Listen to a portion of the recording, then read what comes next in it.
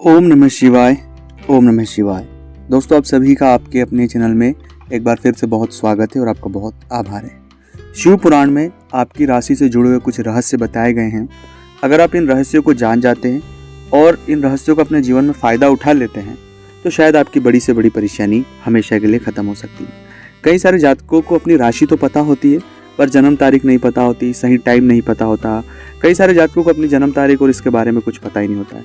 अगर वो भी जातक इन चीज़ों को अपनाएंगे, इन फॉर्मूलों को अपने जीवन में अपनाएंगे तो उन्हें बहुत हद तक फ़ायदा हो सकता है। दोस्तों, तो आप सभी इस वीडियो को पूरा देखें, अंत तक देखें और चीज़ों को बहुत बारीकी से समझें।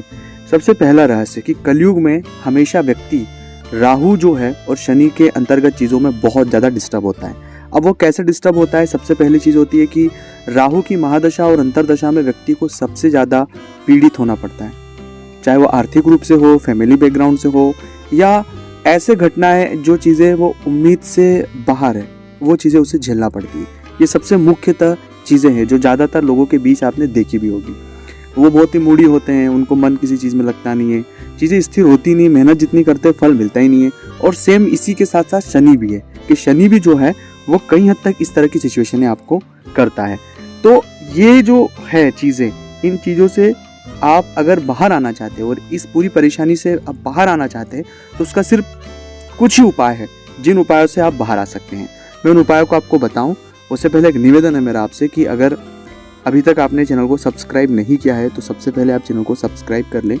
कमेंट्स में भोलेनाथ का कोई एक नाम लिखें, हर हर महादेव लिखें, जय शिव शंभू लिखें, जो आपका मन हो लिखें। और अगर अपनी कुंडली का एनालिसिस आप हमसे करवाना चाहते हैं तो स्क्रीन के ऊपर नंबर चल ही रहे, व्हाट्सएप पर अपॉइंटमेंट लेकर मुझसे बात कर सकते हैं। सबसे पहली बात है कि शनि और राहु दोनों जो है, राहु का राशि स्वामी गुरुदेव जो है शुक्र है और शनि जो है, दोनों को शांत करने के लिए आप शिव जी की उपासना करें। शिव जी की उपासना के लिए आपको अतिरिक्त कुछ करने की आवश्यकता नहीं है।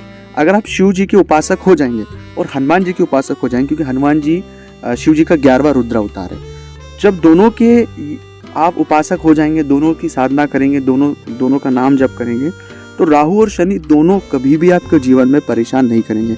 चाहे वो कितने भी नेगेटिव क्यों ना हो, कितने भी आपको तकलीफ दे में क्यों ना हो, बस आपको अपने इष्ट पर पूर्ण यकीन होना चाहिए, पूरी श्रद्धा होना चाहिए और आप धीरे धीरे धीरे धीरे इन पूरी सिचुएशनों से बाहर आ जाएंगे। ये प्रैक्टिकल तौर पर कई सारे जातकों ने किया है, उन्हें इससे फ़ायदा मिला है। अब उसको करना ये है, सबसे पहले आप ओम नमः शिवाय का जाप करें, रोज दो वक्त रोज शिवालय जाएं और बिल्कुल अपने आप को शिव के समीप पाएं।